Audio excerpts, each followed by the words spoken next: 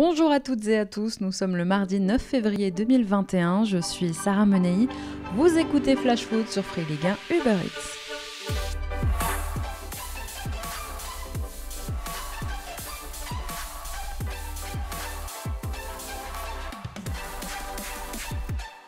L'Olympique de Marseille s'est lancé dans la recherche de son prochain coach.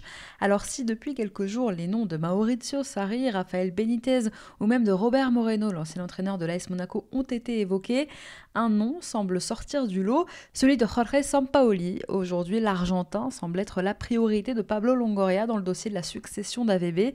Fort de son expérience avec la sélection chilienne, le FC Séville ou encore l'Argentine, à 60 ans, Sampaoli tentera-t-il sa deuxième expérience en Europe?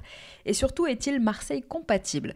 Pour le moment, il semblerait que le technicien soit séduit par le projet marseillais.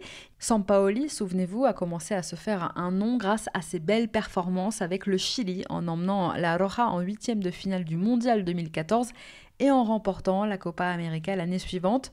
Ensuite, en Espagne, le Sud-Américain a su se faire aimer très rapidement.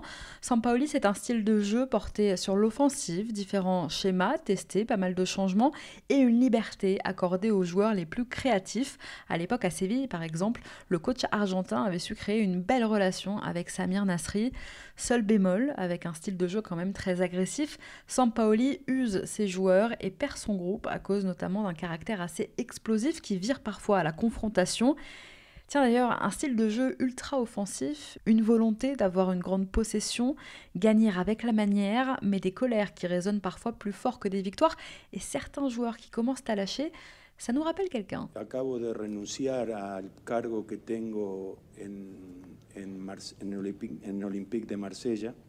Je viens de démissionner de mon poste d'entraîneur de l'Olympique de Marseille. Alors pour l'instant, Sampaoli entraîne au Brésil, à l'Atlético Mineiro, où l'Argentin fait encore des merveilles. 3e du championnat, à 6 points du leader, son équipe peut encore prétendre au titre, et Sampaoli aurait justement fait savoir à Longoria que sa priorité était d'aller au bout du championnat brésilien, qui se termine fin février.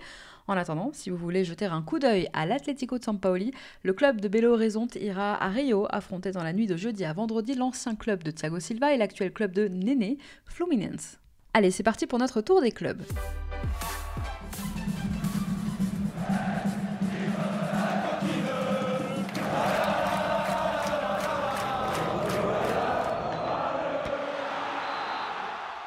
Vu le contexte financier difficile du moment, on sait nos clubs de Ligue 1 en grande difficulté cette saison.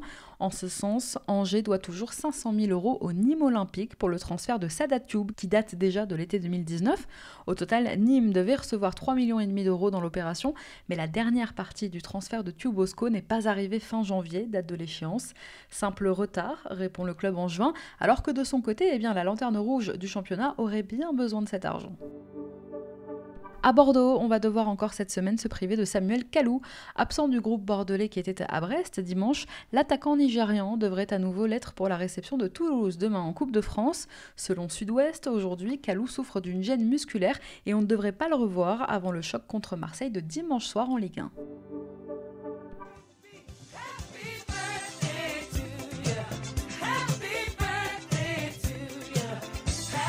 À Brest, on fête un anniversaire aujourd'hui, celui de l'inauguration du stade Francis Leblay.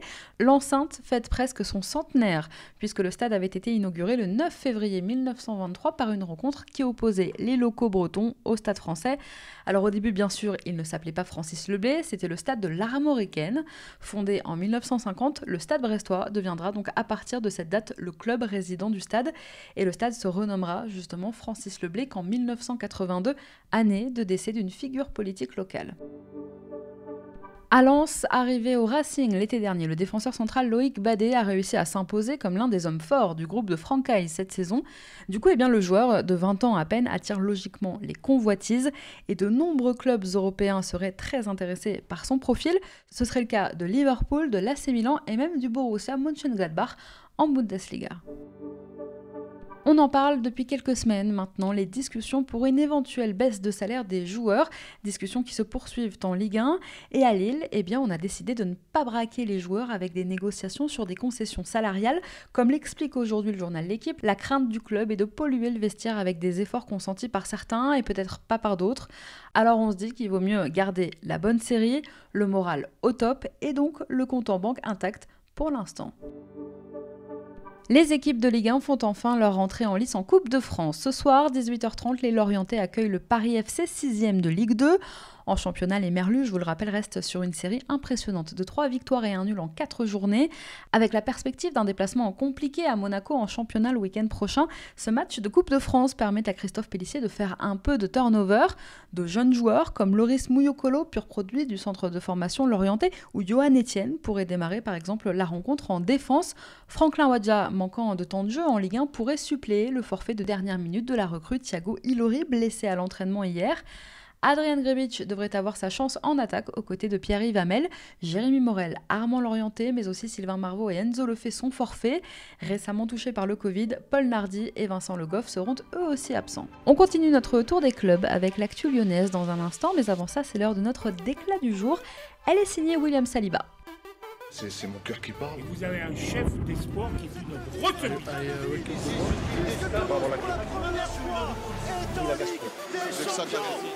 Oui, on va parler de William Saliba aujourd'hui, mais pas pour les raisons que vous croyez. Acheté par Arsenal il y a 1 an et demi pour 30 millions d'euros, Saliba était annoncé comme le nouveau patron de la défense des Gunners à seulement 19 ans. Mais 6 mois après son arrivée à Londres, sans aucune apparition en équipe première, la pépite des Verts a pris cet hiver la décision de quitter la Première Ligue pour être prêté à l'OGC Nice pour les 6 prochains mois. Il est revenu pour RMC sur ses débuts difficiles avec les Gunners et sur le comportement notamment de Mikel Arteta, son entraîneur à Londres. Je le cite, « C'est le coach Emery qui m'avait recruté, mais c'était Arteta quand je suis arrivé. Quand je suis arrivé là-bas, justement, ils terminaient leur championnat, je ne m'entraînais pas avec eux. Cela faisait presque 5-6 mois que je ne m'étais pas entraîné. Le groupe ensuite est parti en vacances et je m'entraînais encore tout seul. Le coach m'a jugé sur 2 matchs et demi et j'aurais préféré qu'il me fasse encore jouer pour que je prenne le rythme, mais non, il m'a dit que je n'étais pas prêt. J'aurais souhaité qu'il me donne une chance. » Un brin déçu, William Saliba, et on le comprend. En attendant, le joueur enchaîne les rencontres avec Nice pour espérer retrouver sa meilleure forme, pour pourquoi pas s'imposer à Arsenal la saison prochaine. Allez, on reprend notre tour des clubs. Toujours en course pour le titre en Ligue 1, l'OL entame ce soir sa campagne en Coupe de France. Un 32e de finale face à l'AC Ajaccio, actuel 10e de Ligue 2.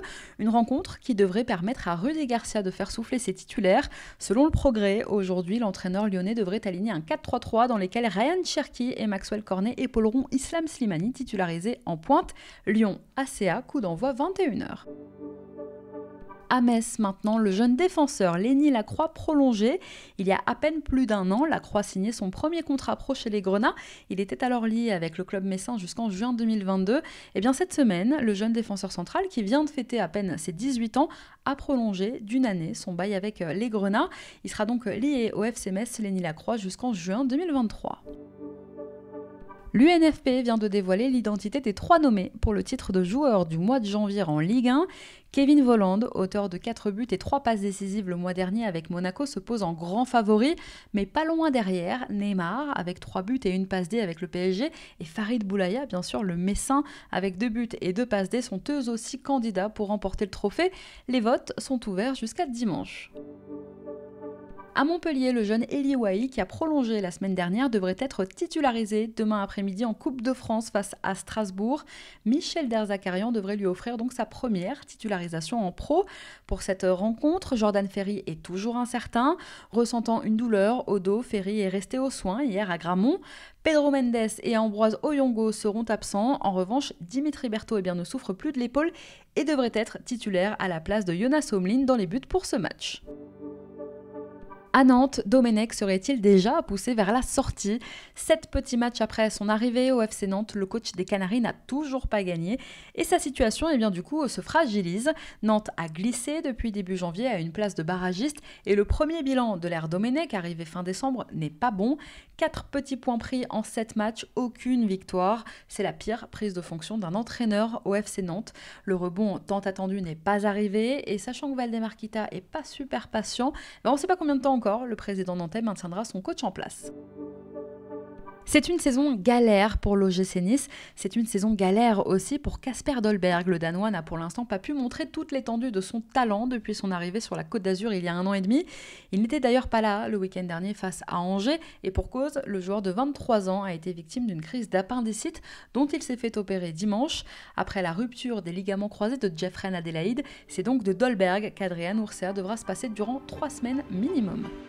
Allez, comme tous les mardis, c'est l'heure de notre rubrique écho dans Flash Foot. Il y a une semaine à peine, le président de la Juve, Andrea Agnelli, faisait beaucoup parler de lui en déclarant souhaiter adapter le football aux habitudes des futurs supporters. Il faut dire que le président de la Juve, et qui est aussi président de l'Association européenne des clubs, tient à sa réforme des compétitions européennes, puisqu'Agnelli soutient le projet de Super League. Alors pour convaincre les autres, la semaine dernière, il a pris en exemple ses enfants. Je le cite, « J'ai 5 enfants d'âge différents et je regarde leur comportement. Ils n'ont pas la patience de rester 90 minutes à regarder un match. On doit s'adapter aux habitudes des futurs supporters. » Comprenez, les enfants ou adolescents d'aujourd'hui n'ont pas de patience et ne s'intéressent qu'aux grosses équipes. Il faut donc absolument mettre en place cette Super League réunissant les puissants et leurs stars. Mais cette intervention, qui n'est pas totalement désintéressée de la part du président de la Juve, soulève quand même une question de fond qui mérite aujourd'hui qu'on s'y intéresse. De nombreuses études montrent effectivement que la jeune génération se désintéresse des sports et notamment du foot. Il devient alors vital pour les clubs de maintenir ce lien avec la génération Z au risque de perdre leur public actuel et leur public surtout futur. Alors comment adapter notre manière aujourd'hui de consommer le football ? C'est vrai que la jeune génération a peut-être des attentes plus élevées, tout simplement en matière de divertissement que leurs aînés, parce que l'environnement dans lequel ils ont grandi est différent et qu'ils ont appris à consommer du contenu d'une autre manière. Génération bercée par le numérique, génération smartphone, Netflix, gaming et réseaux sociaux, ils sont hyper sollicités et ils se détournent assez facilement de la télé et ils prennent donc des habitudes numériques qui fait de leur fidélisation un véritable challenge pour les clubs, pour les institutions sportives. Cette génération Z vient remettre en cause notre modèle traditionnel de consommation et la dynamique en plus de hausse des droits TV ces dernières années n'a fait qu'augmenter ce phénomène. Ces jeunes spectateurs se contentent plus facilement des highlights, des résumés, des buts qu'on peut trouver notamment sur Free Ligue 1 Uber Eats. Cette relative désaffection est un véritable problème dont prennent aujourd'hui de plus en plus conscience les professionnels de l'industrie sportive. Les différents confinements en plus en 2020 ont provoqué un peu une accélération de ce changement de consommation. Bon, chez nous en plus la saison a carrément été arrêtée et donc justement cette tendance a été amplifiée en plus au sein du football français en raison derrière de l'acquisition des droits TV par Mediapro. Le lancement d'une chaîne peu visible du grand public a un peu participé à ce désintérêt peut-être pour le championnat. Le foot se retrouve donc face à la nécessité de renouveler sa base d'audience et doit donc très urgemment adapter ses contenus. Les clubs s'adaptent de plus en plus à leur cible. L'Olympique de Marseille, par exemple, s'est mis sur Twitch, pendant que le LOSC fait ses débuts sur TikTok, par exemple. Vous l'aurez compris, dans les prochaines années, de nombreux défis seront à relever pour l'ensemble des organisations sportives. Mais alors moi, j'ai une question. Au lieu de changer le format ou le mode de consommation, est-ce que nos clubs ne devraient pas proposer un meilleur contenu, un meilleur spectacle, avec des matchs de plus grande qualité ? Elle est peut-être là, la question. Allez, on reprend notre tour des clubs. Souvenez-vous, je vous en parlais la semaine dernière, le domicile de Jérôme Arpinon, l'ancien entraîneur du Nîmes Olympique, avait été cambriolé. Un homme serait entré par effraction et aurait dérobé quelques objets de valeur. Le suspect, âgé de 24 ans, s'est rendu de lui-même au commissariat.